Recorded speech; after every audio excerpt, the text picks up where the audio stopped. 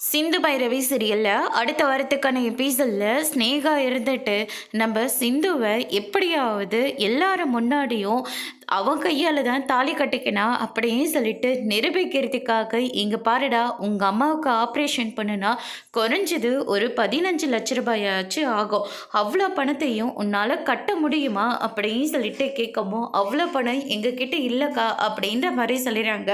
சரி, அந்த பணத்துக்கான பொறுப்பை நாங்களே எங்கள் ஹாஸ்பிட்டல் சார்பாக ஏற்றுக்கிறோம்.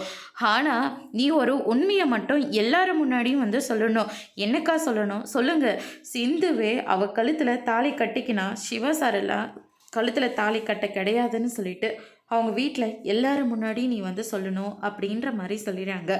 அதுக்கு அடுத்து தான் வந்து பார்த்திங்கன்னா அவங்க அந்த பையனோட அம்மாவும் இருந்துட்டு, அம்மா உனக்கு வேணும்னா நீ இந்த உண்மையை சொல்லி தான்ப்பா ஆகணும் அப்படின்ற மாதிரி சொல்லிடுறாங்க.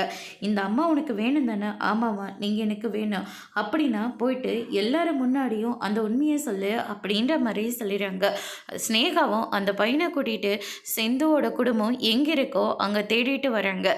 அதுக்கு அடுத்து தான் வந்து பார்த்திங்கன்னா அந்த இடத்துல நம்ம சிந்து சிவா எல்லாருமே ரொம்பவே சந்தோஷமாக இருக்காங்க. அதோட இன்னைக்கான ப்ரோமோ முடிச்சிருக்காங்க. இனி நம்ம ஸ்னேகா சிந்து பற்றின உண்மையை நிரூபிக்க போகிறாங்களா இல்லையான்றதை வரப்போகிற எபிசோடில் பார்க்கலாம். தேங்க்யூ.